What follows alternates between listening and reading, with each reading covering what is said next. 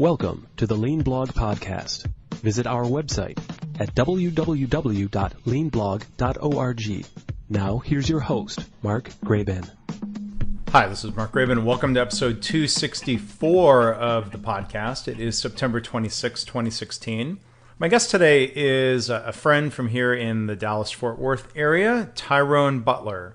He is the LSS Managing Partner at his company, Butler Active Business Solutions, LLC. He has a background in the Air Force. He predated me at Dell Computer in the 1990s, and he's been doing a lot of work all over the world with Lean, Six Sigma, and other methodologies for improving software and project delivery like ITIL. Tyrone is one of the first to hold a certification called the Certified Executive Master Black Belt through Mikel J, PhD. Now, Tyrone and I think we first met back in 2010 when we were both part of a local Texas Lean group that went down to visit the Toyota plant in San Antonio. It was my first visits there. I blogged about that. There's a couple posts linked.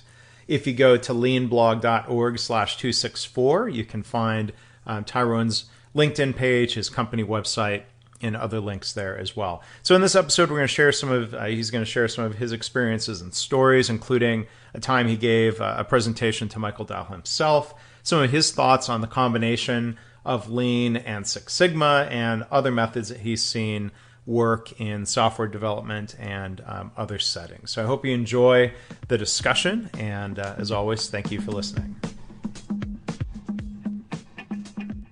Well, again, today our guest is Tyrone Butler. Tyrone, thanks for being a guest.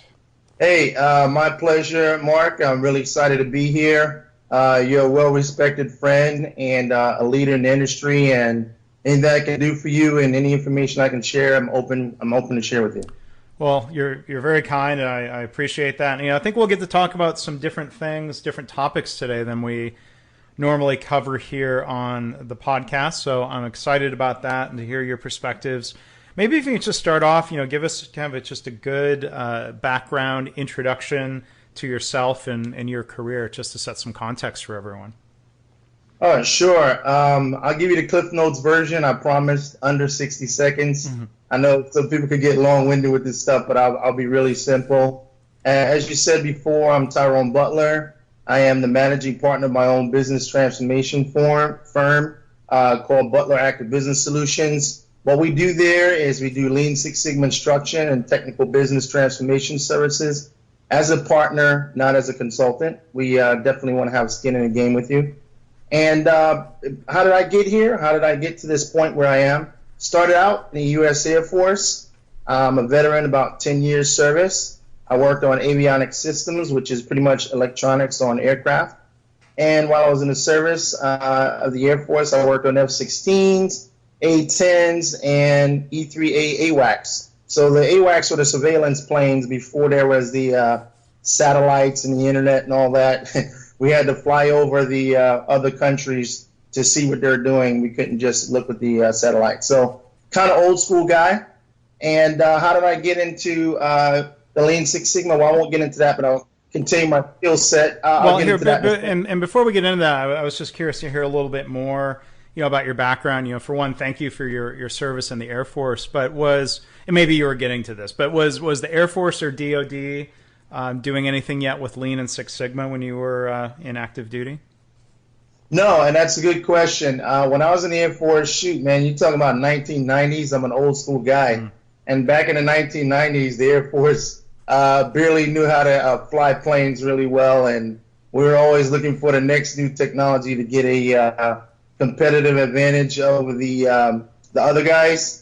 And as far as continuous improvement, actually, I was involved with mishap prevention. And I now that you mention it, that would be the closest thing to like risk management or continuous improvement, where anytime we had an incident where we would have a plane go down or a plane broke because of some unknown issue, we would have an investigation, and they would call that a mishap. And we didn't really have a prevention of mishaps, but we had investigation of mishaps. So there really was no continuous improvement. We were just, when things happened, we investigated it, made a report, and moved on. So to your point, no continuous improvement. And that sounds sometimes like healthcare, where a quality group is focused on measures or investigating, but part of the challenge, trying to create a lean culture in healthcare. I don't know how it was in the Air Force, but we're trying to shift beyond just an investigation that ends up either blaming an individual or saying, well, the solution is to go and retrain that person or retrain everybody. I would argue that's not really good preventative root cause analysis. So yeah, I mean, it seemed like there were some opportunities, and maybe the Air Force has progressed since then. Oh yeah, and I have some friends that have actually developed some of the new Air Force standards for. Actually, the Air Force has a standard for Six Sigma that's out there, and I believe it's combined Lean and Six Sigma. But there is an Air Force continuous improvement standard that's out there. It's been created by several people that I know that were in the active duty, and then so I would say of late, within the last 10 years. Is when the military started embracing it. And I'll tell you what they embraced. They embraced lean first because of that waste thing. The military is very famous for, the waste. We talk about, you heard about the toilet seats that cost, $900. So in the inventory control is where the military first took kind of the lean approach. And then as they started to realize the gains, especially with troop movements, you think about it, you got to move 5,000 people, and you don't have a systematic process to do that. And if there's a lot of waste in it, it's going to take a lot of time to move, 5,000, 10,000 people to Iraq or wherever. Yeah. So that lean was very much, a big thing for the military to take on. And then over time, the Six Sigma got involved to start, optimizing things. So to add back into my skill set, so where did I start? My career started really in the world of Six Sigma. I am a Lean Six Sigma Executive Master Black Belt. And what the executive means in front of the Master Black Belt means I was actually directly trained by Dr. Michael Harry himself, who is the co-creator of Six Sigma. So I got a chance to spend a couple of weeks with him in Arizona, and learn additional skill sets in order to work with the executive leadership. Great course. And then I'm also an ITIL practitioner and instructor. I'm actually certified with Exxon and Aquarius, which are the bodies, the certifying bodies. And so I do a lot of ITIL instruction as well as Lean Six Sigma. And I'm also an ergonomics auditor for both industrial and office work environments. And I know that would be, something healthcare would definitely look at, especially from a lean perspective. When you start looking at trying to do a lot more with less because we're becoming more lean, sometimes we can overtax the human capabilities in force, repetition, and posture. And I know within the manufacturing world, it was prominent, especially when I worked at companies like AT&T. You got people lifting 60-pound reels all day long for 8 hours. They complain about back problems. So these are work-related issues. And due to the amount of forces they're lifting, the amount of repetitions they're doing a day, and the awkward postures and bending them back, they also, created workers' comp issues. And back in the 80s, ergonomics was really big. And in the 90s, and when I started doing it at AT&T, that was one of the reasons they hired me at AT&T, is because of my ergonomic experience. And so that's pretty much me. So I do the Six Sigma, the Lean, ITIL, ergonomics, and I've been doing this for quite some time. Since 1996, I started out at Dell Computer. That's where I first got my Six Sigma training. I was an industrial engineer. We had a new VP from Allied Signal, Roy G. Perry. He showed up and already knew about Lean and Six Sigma because he used it at Allied, and Allied already made millions and millions of dollars doing it. So he brought the methodology over to Dell, and I was one of the first 10 people to be trained at Dell. And I remember kicking and screaming because I didn't want to go to this thing. I was one of those arrogant engineers, young and, as they say, young and not so smart, and I thought I knew it all. And Mark, I didn't want to do Six Sigma at first. I'll be honest, I was kicking and screaming. But after I learned it, and I learned the Six Sigma, I realized that my first project saved the company $1.3 million. And at that point in time, since it was so new, we got a chance to present to Michael Dell personally in front of his board of directors.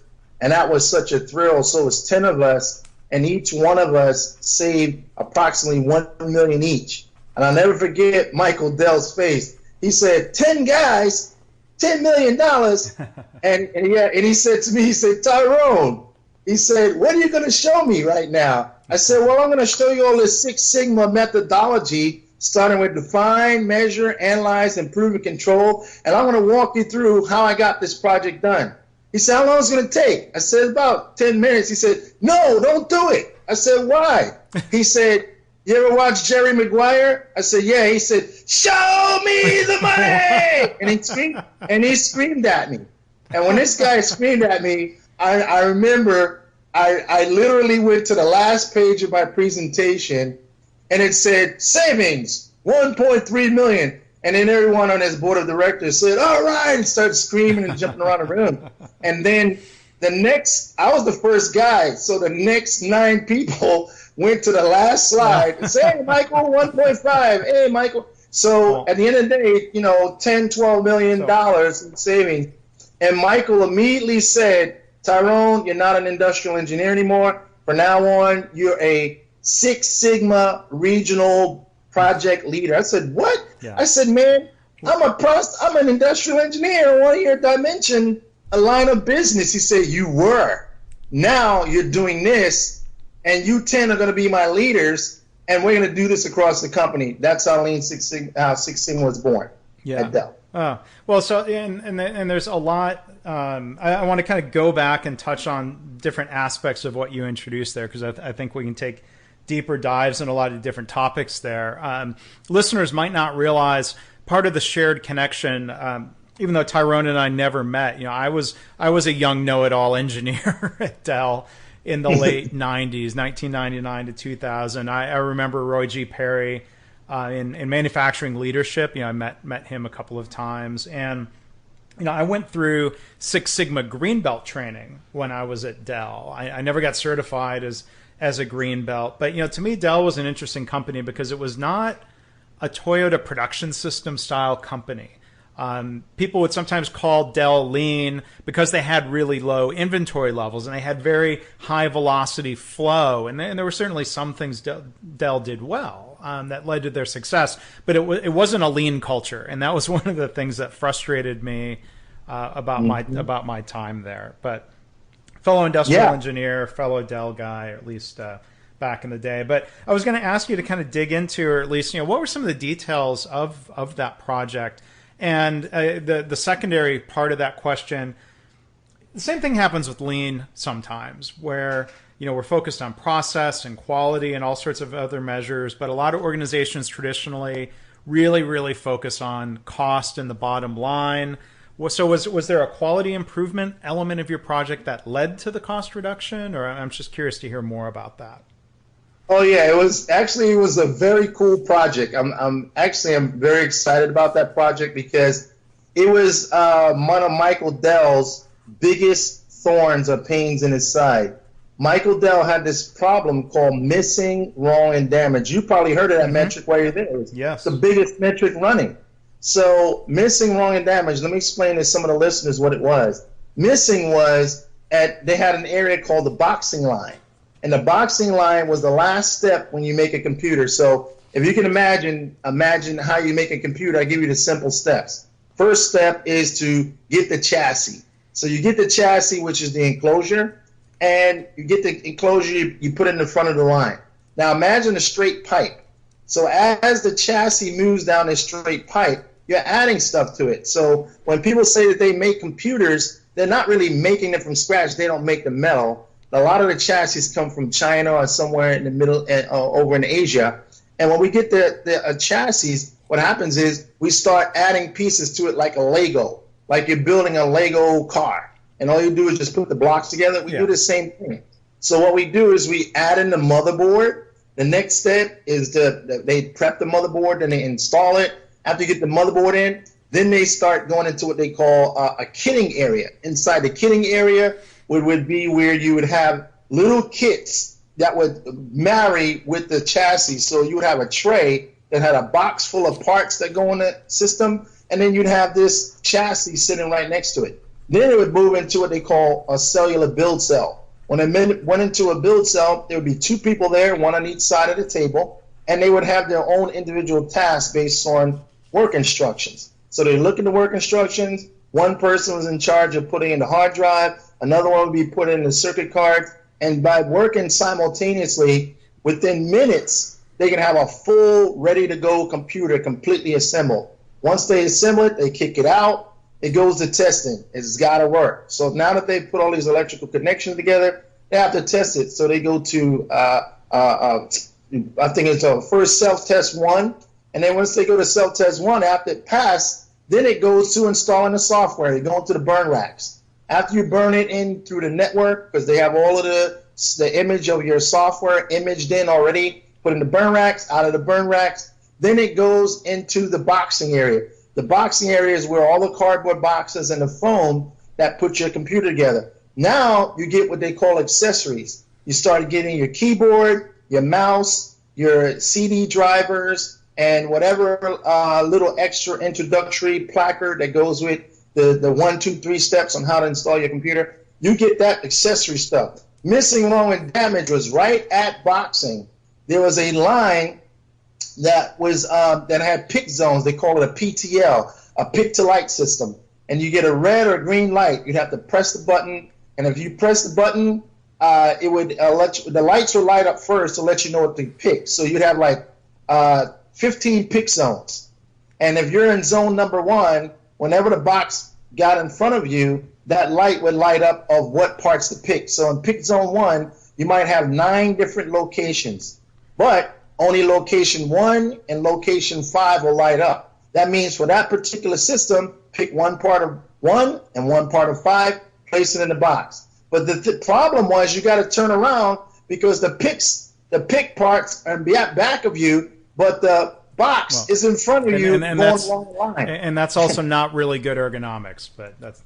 terrible. Hey, I still got videos of that thing, Mark. I got to share that with you. I got some videos from old school Dell back in the 90s. I still got video. And I did some video analysis of this thing. So anyway, at the end of the day, this turning around thing made a problem because as the boxes went by, and actually it was cross-pollination as well, Mark, because it was a double-sided line. We had people putting in the same box on the left side and the right side. So 2 people were trying to put stuff into the same box, and all the boxes look alike.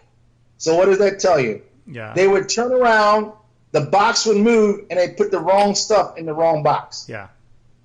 So you know what that would do? That would create what they call a missing. So the way this thing would work is if I got 2 boxes in front of me, if box A is supposed to have a CD, but if the person to the right of me pulled that box, when I turn around, instead of putting the CD in box A, I put it in box B. I'll never know until the customer calls the call center and says, hey, I'm missing this thing. So there was no way to capture a failure in line. Right. So the only way we can do it was using a system, one of those quality inspection systems. And what we had was a mill standard, I think was 1, 5, and 20. And based on the 1, 5, and 20 sampling plan, if you look at one box and if you find something mixing, you got to check the next 5 in a row. And if you don't see anything, you can let it go. But if you see something, you got to check the next 20 in a row. So if you get one hit, you got to look at 100% of 25 boxes, which will slow the production down to a standstill. Yeah.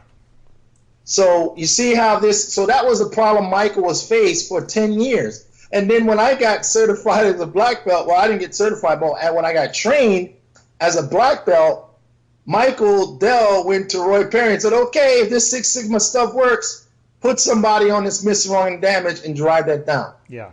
And I was the guy. And he said, okay, Tyrone, have at it. So the problem was, here's the problem, Mark. There was 2 divisions. There was the Optiplex division, which was desktops for major corporations such as American Airlines and all that. Yeah, that's where I worked. Yeah. You were in Optiplex. They had one configuration that would they'd make 1,000 of them, one configuration. What I mean by configuration is one style of computer and, one hard drive like this, one card like that, so on. Yeah. So it's a cookie cutter. Dimension, every computer was a custom computer ordered by some person in a business, somebody at their house, or whatever. So you talking about custom build, and there was no two computers that were alike. So think of the variation challenge. Think of the complexity. So Dimension had more complexity in each system than Optiplex had. Right. So with that being said, the missing, wrong, and damage issues in Optiplex were very minimal. And the ones in Dimension were incredibly high. So I remember in a meeting with Roy Perry, he said, Tyrone, look at Optiplex over there. They're kicking your butt. You find a way to reduce missing, wrong, and damage. I said, but look, it's not apples to apples comparison. Yeah. There's more complexity in my system. He said, doesn't matter, Tyrone. Are you an engineer? Yeah, fix it. Yeah. So he told me, don't cry, don't whine, fix it. So I used the Six Sigma, and basically, you want to know what, Mark? I didn't even use Six Sigma, really. I actually used Lean, and I'll tell you why I believe it was a Lean project. Mm-hmm. I'll explain why I believe it was Lean. If you really think about it, Six Sigma is about looking at statistics and understanding the probability of something happening, and then based on that probability, you can optimize and reduce the amount of variation. But you have to be in the range of hitting a target. If you're not even close to hitting a target, statistics means nothing. Right. Got it? So we weren't close to hitting our missing, wrong, damage problem. We weren't even close. We were like 5 times higher than what we were supposed to be. So I needed some stabilization. So what I really did was I looked at the process using a combination of ergonomics and some Lean. And I didn't know I was doing Lean at the time, but I was. So here's how I did it. First step, Mark, was video what you're doing. I remember when I worked in ergonomics at AT&T, they said that the body movements are so quick and your eye fixations are so quick, the human body can't keep up with what they're doing with a pad and pen. So I recorded it with a VHS, yeah, and I went back to my office and I watched it frame by frame by frame, and I found one problem. I found that when the person turned their back on the left side to get the part, the person on the right side would wind up moving the box on them, putting a new box in front of them, and they would never know they weren't in the same box. Yeah. Ugh. So what I did was I said, I got an immediate improvement. Let's reduce the opportunity for making a defect by, it's one of the 7 deadly wastes is defects. So what I did is I made the line one-sided. Instead of 2 people in one box at one time, now it's 1 person in a box. Reduce the complexity level. Guess what? 20% improvement. But I wasn't done. So see, what I wanted to show here to the viewers, Lean in Six Sigma isn't always a home run. 3 base hits can make a home run. Yeah. So my first base hit was to make the line single-sided. The next base hit was I said, okay, where are these problems coming from? I looked at the video again, and when I looked at the video, it came down to what I call visual acuity. Mm-hmm. A lot of my other engineers laughed at me and said, Tyrone, what the heck is visual acuity? I said, well, whenever you're looking at the box, that's your target. You want to put a part in there, and when you turn around, that's your source. I said, maybe you're picking the wrong source and putting it in, or you can't get the target box. So really there's 2 problems. Target acquisition, which is being able to locate where you need to put it, and then there's source acquisition to make sure you're picking the right stuff. So there's really 2 problems in play. I said, let's make it so that we can pick the right stuff first, then we'll work on a target later. Sure enough, one of the biggest problems was Windows 95 and Windows 98. They were cross-pollinating. Guess what? They were right next to each other inside the pick line. I said, why don't you separate Windows 95 and put it at section 5, and then put Windows 99 in number 1 section. Right. So now they're about 3 feet away from each other. Just by segregating and separating those 2, guess what? Defects went down. Tyrone got another 10% improvement. because that was one of the top hitters for people calling in, because you think about it, Windows is something people are going to want to use to back up their systems, and they won't call in as much for a tech sheet or a network card CD, but the operating system they're going to call in for. So that was a number one. So by the way, I did a Pareto chart to find out what was the number one hitter, by the way. So I just want to jump in and say what you're describing about, picking items from those racks is very similar to a process in a pharmacy, of a pharmacy technician picking medications off of a rack and shelves and bins. And when hospital pharmacies alphabetize the medications, and you have the 5 milligram dose of a medication right next to the 10 milligram dose of the medication, it's way too easy for people to pick the wrong dose or the wrong medication with a similar name. A pill will fall in, the right pill will fall into the wrong bin. So there's a combination of, I think error proofing, focus on the process, making it easier for people to do the right thing, not just ergonomically easier, but making it easier to do the right thing is, I think, respectful of the employees. To me, that's what makes it a lean culture, instead of just lecturing them, be careful. Well, human factors and helps us realize that people make mistakes and we slip up. And so it's great to see pharmacies kind of rearranging their medications in a similar way to what you described. Wow, and thanks for sharing that, Mark, because I didn't realize that in pharmacies. I saw that, but I didn't make the direct connection. That's why it's great talking to you like this, because now I see what I did in manufacturing could really correlate or could really transfer to the healthcare in the pharmacy. So really what I was doing, you're right, I was doing some poka-yoke, where I was out there doing that within this picking system, but I didn't know to call it that. Back then, I just thought I was doing the right thing. Well, there's a gray area between good engineering and lean, problem solving based on looking at the process with their own eyes or through video like you're describing. You didn't require Six Sigma formality, and I think that's fine. I think you and I are in agreement. Not every problem requires that. But at the same time, I think sometimes Six Sigma people say incorrectly, well, lean doesn't involve data. Well, sure it can. Or, lean can be a scientific improvement process, that we, need to find the right balance. And, when I was at Honeywell, I was working on an inventory problem that we had in one manufacturing area, and I was kind of going about it through a lean process, looking at demand, looking at data, looking at changeover times and the inventory sizing. And, we were not making customer deliveries, so we needed to make changes, right away.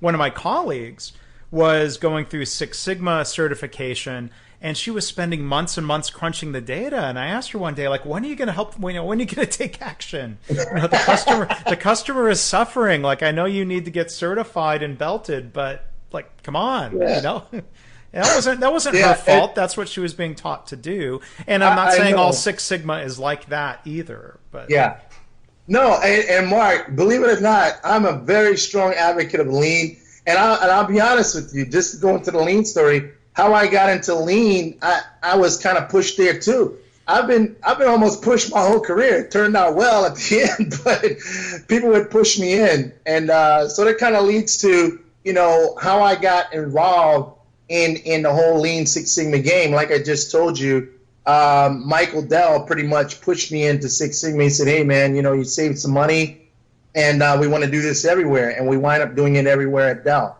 And now as far as the lean, where that came in for me, at Dell, there were some lean guys. And I don't know if you knew one, man, his name escapes me today. But one of the top lean guys, he was at Dell. He actually teaches at Villanova. He teaches some lean coursework there. So anyway, this guy, we used to bump heads at Dell. Remember, I was in the early 90s. You got there later, so I was one of those guys there. So this guy was in the supply chain. That's where Dell was really excited about lean, was in the supply chain, because these guys are like the inventory management gurus. I mean, when it came down to how many we need to have of this, how many chassis we need to have on hand, how much safety stock. These guys were able to do some just in time. And one of the biggest things that really got me excited about lean was the supermarket. Mm-hmm. This dude came in and said, Tyrone, man, we're going to have a supermarket. I'm like, what? We're going to have mangoes here. We're going to have, cucumbers. What are you talking about? Supermarket. Had no idea. He said, well, this supermarket concept is where just like in a supermarket, a customer comes up, they only want to get 3 cucumbers, they get 3 cucumbers. But we have only enough inventory to where they don't run out. What do you mean enough? Well, we actually look at how much is there and how much they consume. So you look at the numbers, yeah, we actually look at what they consume and we track it and manage it and we do it in real time. I said, wow, what a concept. The old concept was the stockpile. We'd say, how many chassis we need? I don't know, but you better have 10 million in the backyard or whatever, so we need them. So rather than having 10 million chassis in the back and trailers, this guy said, we only need to have maybe 1,000. You mean from 10 million down to 1,000? Yeah, because you only turn 1,000 in a month. So all we got to do is make sure that replenishment happens. Are you serious? Yes. But what if our suppliers choke out on it and they don't deliver? You know what? What we can do is have a safety stock of X amount, but just don't stockpile anymore. Yeah. By taking away that stockpiling, Dell saved millions of dollars. So these guys walked around with like golden shoes and golden underwear, and everyone thought they were the big time. And I'm sitting here Six Sigma. Remember, I wasn't turning over those big savings like these guys. So I wouldn't say I was jealous of them, but I wanted to know more because we were competing for resources. So when we go on a line, I'd say, okay, we're going to improve line 1. We're going to reduce the cycle time here. Then lean would come over later because there were 2 groups at Dell. There was a lean group and a Six Sigma group. We were like Army and Navy. Yeah. We worked for the same. Nation, but we had a lot of rivalry and we had some, intelligent camaraderie. Put it like that. Yeah. And long story short, we kind of hated each other, but we loved to get results. So we were in competition. And then finally, the VPs and the CEO came down and said, you know what? There's a trend going on now where lean and Six Sigma are combined because lean removes the waste, Six Sigma optimizes, but you're both going to the process operations asking for human resources to sit in meetings. One guy said he sat in a lean meeting for this tack time reduction, then sat in a Six Sigma meeting right after that asking for the same improvement. Why don't you guys have one meeting and give us one fix? Yeah. And that's how Lean Six Sigma was born at Dell.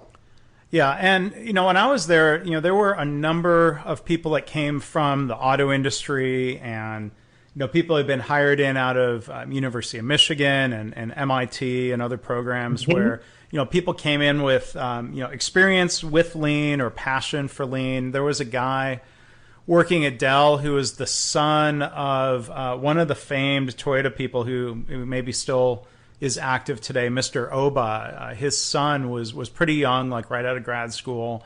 He was there, and yeah, there were individuals with lean experience, but the culture of the organization to me was really not a lean culture, and that could be a whole different podcast. I won't get too sidetracked on that. But one thing I did want to dig into a little bit more, though, you mentioned ITIL, and we've only talked lean and software a few times on the podcast. Listeners can go back and find older episodes with both Steve Bell and Mike Orzen on that topic. But I think a lot of people listening don't know what that is. I barely know what that is. So can you talk about what that is, how it's used in software, and how you see that relating to Lean and Six Sigma?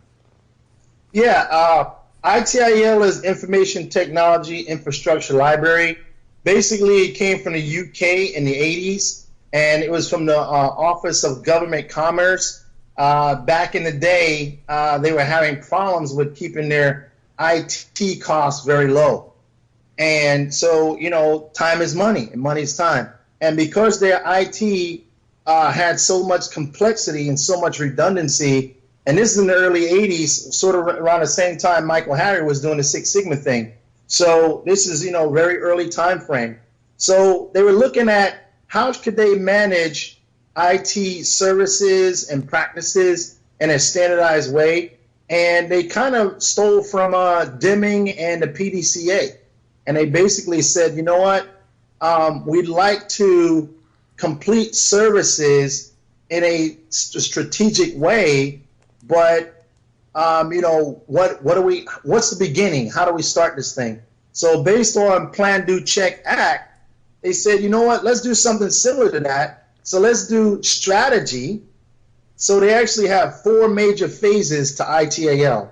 There's the strategy piece, which is we want to deliver a service, and I can explain it very simple with, say you have Green Mountain Energy, Mark, and Yep. Green Mountain Energy wants to give you a new IT service called online billing. Now, online billing might be something good to do, but without following a ITIL framework, you might kick this thing off. Here's the traditional way they might kick this off. VP talks to some folks, hey, you think we should do online billing? Yeah, I think it's great. Do we have the financial capability to pull this off? Yeah. Do we have the capacity? Yeah, okay, let's do it. Put your design team on it and have it done by next week, and then everyone's going to have online billing. That's traditional thinking. That's traditional IT, and that still happens to this very day. If someone thinks it's a great idea, they put the resources and the people around it, and they get it done. Well, that a lot of times creates a lot of problems because a lot of checks and balances in IT are not covered. So what they've done with this ITIL best practices, because it's not a standard. A standard is something like ISO 20000, where they're actually mandating and they're certifying you to a body of requirements.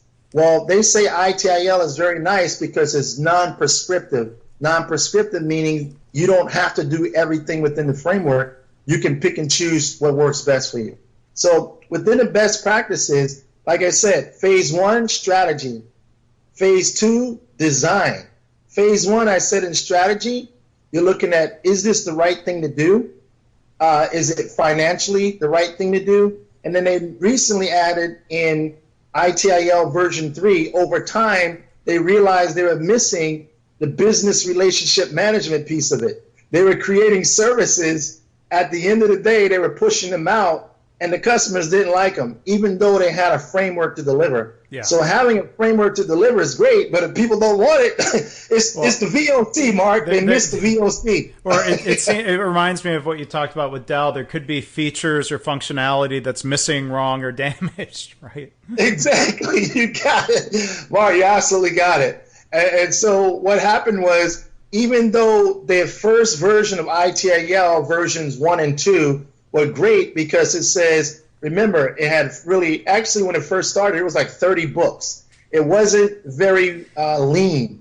There were 30 books that not prescribe, but actually describe things you need to do in 30 different books. And no one could keep up with all that. So it was very difficult and challenging. And I kind of learned through the 30 book technique. It was way back in the day, it was difficult. But over time, they consolidated it down into pretty much 5 books. So the 5 books cover, like I said, first piece is strategy, which is financial management's in there. You got your capacity management's in there. You got strategy management's in there. So this is where the executives live. The executives live right in that space where they decide, is this the right thing to do? And they have the BRM. Once they decide it's the right service to deliver, online billing, then it moves to design. That's when all the right smart gurus and architecture people, they get together and they create this design that allows you to have online billing. And they also look at, things such as business continuity management, disaster preparedness and things of that nature. Once they've completed all that and they've created a design, they can't just throw it over to operations. That's where a lot of companies get in trouble. They just go from design straight to ops. Now, there's a piece in between that needs to happen called transition. That's where you have your change management, you have your release management. This is where you decide, guess what? We already have an existing system. If we put a new change in there, will we break something? That's where risk management is there as well. If we put something new in there, What's the risk of breaking what we're doing today? Mm-hmm. So operations is your day-to-day things in your IT infrastructure and your daily IT services you deliver. You don't want to break your day-to-day. But what happens often? IT comes in, they put in a new application or add a new service, and everything goes haywire. So transition is what they call, they have a change advisory board where they physically put a lot of smart people together and they say, you know what, we're going to introduce this new change, and changes have different levels. They have emergency changes, they have normal changes, they have standard changes, and based on the change you're going to make, every time you make a change, the topology is updated, everyone knows about the change, everyone agrees to the change. So 9 out of 10 times when you bring a new service to ops, it's already been pre-checked, pre-tested, and understood and released at a time when we want it. So basically, to summarize what I said, you have strategy, should we do it? You have design, make it happen so that we can do it. We got transition, how do we schedule the new service to get into ops? And then ops is the maintenance, the day-to-day maintenance to make sure the service actually does what it's supposed to do. And then you have service level agreements, you have service level management. All of that is within the ops. And here's the real key. After all that's done, those 4 phases, they added in part of the PDCA is the CSI. CSI sits under those 4 phases, which is continuous service improvement. That's where the lean comes in, Mark. Right. That's where the Six Sigma comes in. So what I'm saying is ITIL really is an integrated continuous improvement system versus just an IT support system. It's an integrated continuous improvement. You're improving delivery of your IT services as well as optimizing it using the CSI. Yeah, and what I hear you saying, it's not like when people talk about agile or other methodologies. This isn't about how to write code in a more maybe limited way, and maybe I'm being unfair to agile. But this seems like a much more holistic approach and methodology for kind of coming up with the initial idea, launching, and then maintaining and improving that service or software over time, right?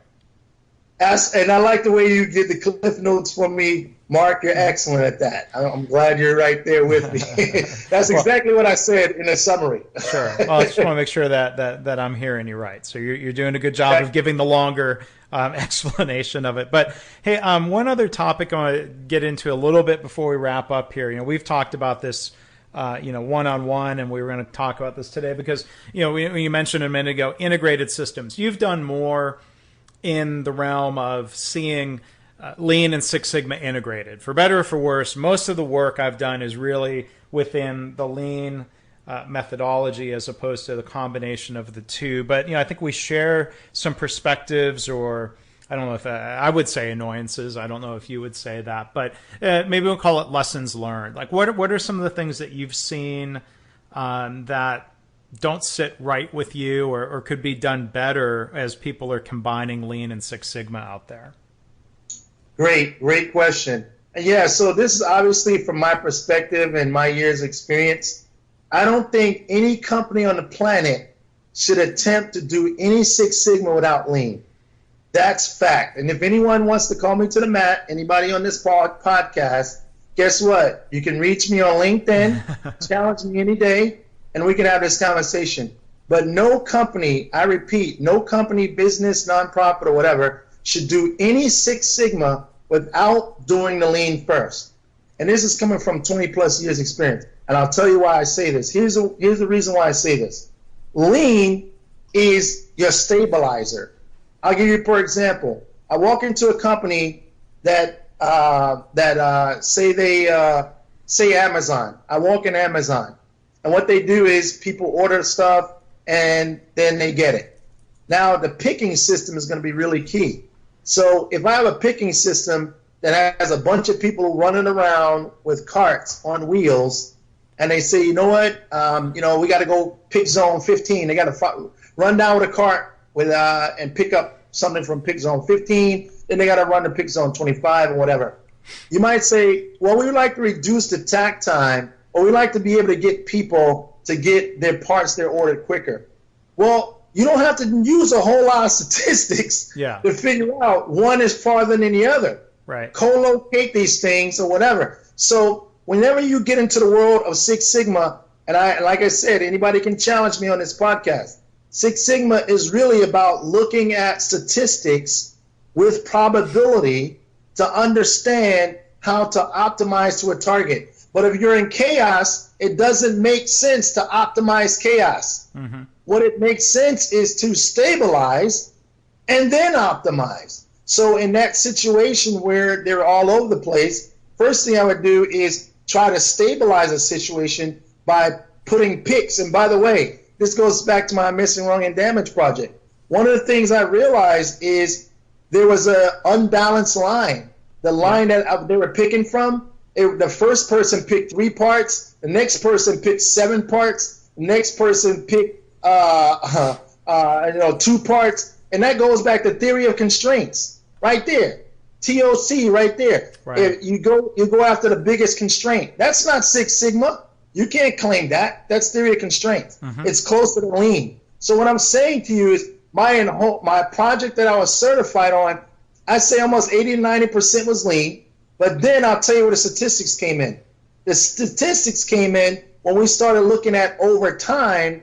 Was my improvement significant? Mm-hmm. So we're looking at the percentage of defects this month, the percentage of defects the next. So we looked at this for a whole 9 months, week to week, day to day, and you can see statistically we got an 88% reduction from this missing, wrong, and damage project over time. Yeah. Each iteration of improvement, I got a 10 to 20% reduction. And you can clearly take a line of sight and see that after the activity, the actual levels went down. So the whole Six Sigma part of it really was looking at, some probabilities, looking at some correlations. We did do some correlation analysis, not really within the framework of lean, but really the physical improvements were lean improvements. I didn't really use Minitab or any of that to really get that project done. So what is my point? So going back to what you said, how do they work together? First step 1, any company, understand clearly your mission and vision and understand what your stakeholders and your customers want over time. A lot of companies don't even have their mission and vision correct, and they're trying to deliver operational excellence on something they don't understand. Or people don't, and people in the company don't know what that mission and vision is, or they don't agree with it, or that's a pretty fundamental thing. Exactly. So if there's a misalignment there, you're going to fail. Yeah. Step 2, you got to have a clear path of action to take your mission and vision and turn your mission and vision into something actionable. And one of the cool things you can use is Hoshin planning. I'm a big fan of doing your SWOT analysis and following it up with a Hoshin plan. I've done that for many years with great success with the executives. I really think every executive group should start with SWOT, strength, weakness, opportunities, and threat, and then move straight into a Hoshin plan that gives you your 1-year strategy and your 3 to 5 year strategy, and it breaks it down into themes and projects. Based on the themes and projects, then you look at the key process variables that will allow those projects to be successful, and then you do a quick assessment of where you are with those themes and projects. And if the projects are a matter of optimization, where they say, you know what, we're consistently getting between 5 to 25% defects in this area, we like to reduce it to maybe 5%. Now you're talking in the statistical world. Sure. Guess what? Maybe I can look at lean as a precursor to Six Sigma, but this probably might turn out to be a Six Sigma project, but I'll do a precursor lean check. But then you get that one project when they're saying, we can't deliver this to a customer on time. Soon as you say we can't deliver this on time, that means that we don't clearly understand a lot of what's going on.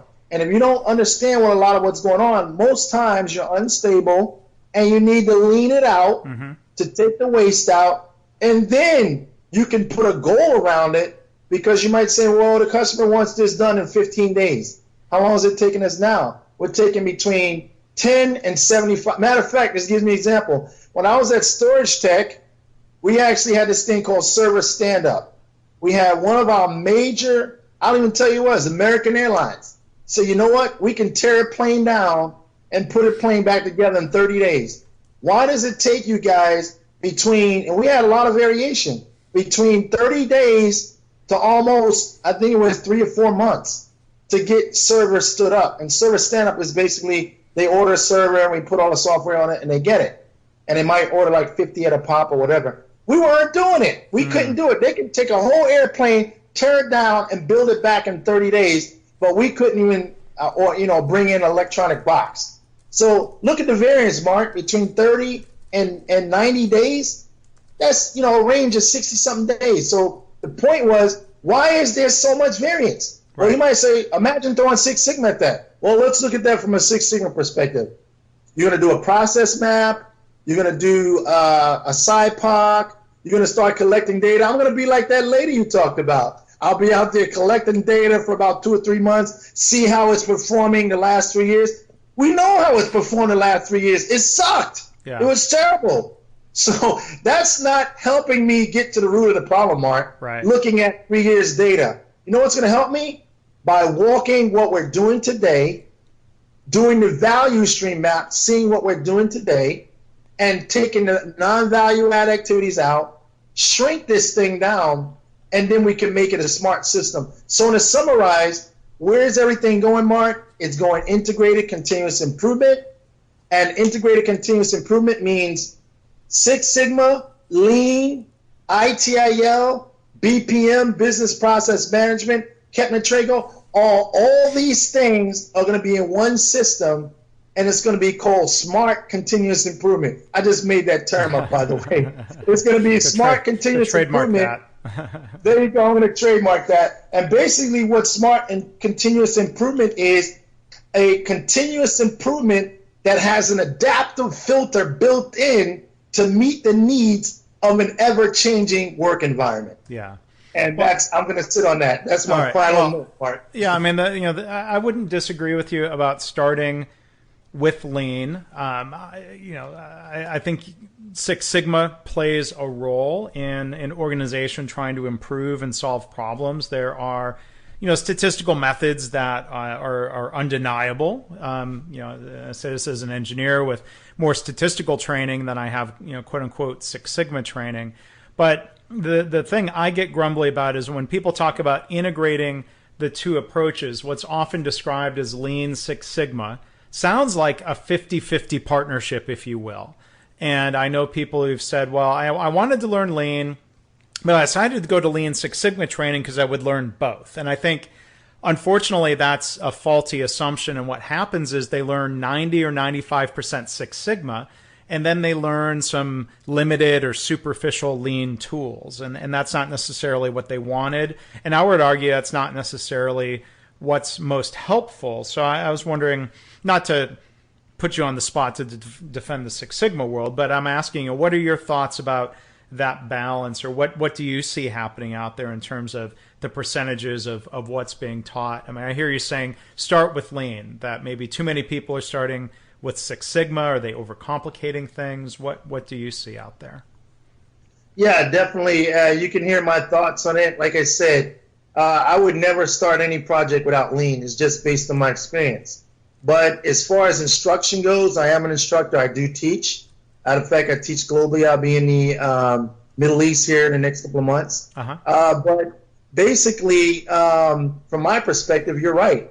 If you look at the majority of the training programs, which I have seen a lot of them, they're pretty much 80-20, I'd say, or 90-10, where it's very heavy on the Six Sigma side. Right. And to be honest with you, from my perspective, I think it's very heavy on the statistical side.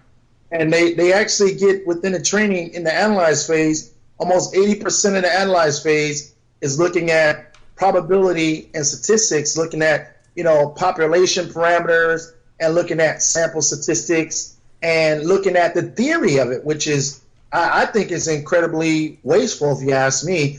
A lot of times the people, they have the Michael Dell kind of a thought process. Just show me the money. They don't really need to know the theory behind, why a two-sample T test works. All they need to know is they can do a two-sample T to be able to, see the difference between two means. But they don't need to be able to understand theoretically where the standard student T's distribution came from. Yeah. They don't need to know that. But the F distribution, they don't need to know where that came from. They don't need to know, there's a lot of theory that's discussed in there that a green and black belt never use and don't really need to know on a daily basis. So to your point, is there, some imbalance in what's taught? I say there is, I agree. And I think it should be more of a 50-50 exchange, because there's a lot of things in a lean toolkit that never get talked about in your Lean Six Sigma courses. A lot of it gets left out. And it's because, not because they don't want to, it's just they don't have time. Well, I would add, the other thing that irks me is that they don't get beyond the toolkit to talk about the management system, the philosophy, the culture of Lean. And, I think people inadvertently really diminish Lean when they make it out to be nothing but spaghetti diagrams and 5S. There's far more to it than that. Right, but that's all they know. Remember, your perception is going to be based on the population's understanding. And if everyone's going through these Lean Six Sigma training courses, and all the courses are saying 10% lean, 10% lean, and you only need to know 5S and SMED and, OEE every now and then, and they're going to water this thing down and say, you just need to know a little bit of it, but hang in the world of Six Sigma. That's where the action is. Yeah. And I think, and that really, like you said, it diminishes the true value of what lean is. And be honest with you, and I'm just going to, be straight with you. The majority of the Greenbelt training that I do, the first two projects that people work on, almost 100% lean. And what I mean by that, I'll give you an example. I went into a bank in Saudi Arabia. They said, Tyrone, we like to be able to complete the loan process a lot quicker. Okay, so that's cycle time. They want to do it quicker. So one of the things they looked at was, instead of having their documentation physically brought in, they said, why don't we do eDocs? eDocs, well, no, the reason why they got to that idea is they did a value stream map, and they did a process map, and they did an affinity diagram, and they did what else? They did a SIPOC analysis, and they were able to determine there were some steps in there that were non-value add. Just by taking out the non-value add step of physical documentation and signatures, they were able to reduce the cycle time by 20 to 30%. And they got a win.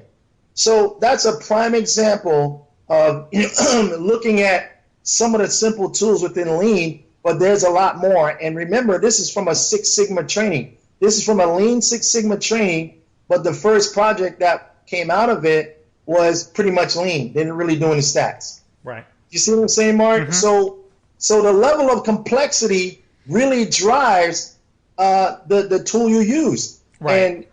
And so that's why I said I want to go with my term. You need to have a smart, adaptive continuous improvement rather than selling a one-size-fits-all. Hey, I'm selling Lean. Hey, I'm selling. And the reason why that's true, Mark, is because of evolution. And a lot of people don't realize it. Continuous improvement has evolved from the steam engine to electricity to systems and programs like TQM and Deming and Six Sigma. These are systematic programs for getting continuous improvement. Now we're in what they call level 4 evolution of continuous improvement, which is smart systems, which is IT connected to people, connected to processes, and connected to resources. And it's all adaptive. That's because of the environment. Back in the 80s, there was no IT or there was no real internet. So as that internet became more integrated, then you had to have an adaptive improvement that will allow you to and manage that integration. And now that's why BPM is popular. We didn't get a chance to talk about it, but that's one of my key areas I'm working on now is business process management, where we look at the integration between human to human processes. We got system to human processes. We got system-to-system processes. All those processes need to be integrated to come up with one holistic system that can be adaptive to the needs of the customer. If you just do the human-to-human piece, which is what we used to do back in the day before the internet, that's great. But if you haven't adapted to the human-to-system piece, you're behind in the times. Yeah. And acronym check for those who aren't familiar with it. And as we wrap up here, BPM means? Business Process Management. Okay. And people can Google that along with some of the other terms if this is new to them and they can dig deeper. But Tyrone, it's always fun talking to you. You know, there's so much that we delve into. Maybe we could do another podcast down the road, take a deeper dive into one of these topics. And if people have comments or feedback, you can go and post a comment on the blog post page for this episode, or Tyrone, how can people find you online? You mentioned LinkedIn. Is that the best way? Yeah, the best way is to find me on LinkedIn. I really pride myself of staying connected there, and I got over 5,000 relationships or connections. And anyone listening to the podcast, I would love to have you connect with me. If you have any questions about anything that I said, or if you're interested in any instruction, or even if you want to discuss some of the topics further, I'm open for it. And thank you for listening. And hey, once again, Mark, thank you for having me. As you can tell, I get excited. You can hear it in my voice. Yes. You can't fake what I'm doing. I can't just wake up and fake continuous improvement. No. I live this. I'm excited by it. And I'm very honored to be here. Thank you, Mark. Take care. Yeah, well, thank you. Thanks, Tyrone. Thanks for listening. This has been the Lean Blog Podcast. For Lean news and commentary updated daily, visit www.leanblog.org. If you have any questions or comments about this podcast, email Mark at leanpodcast@gmail.com.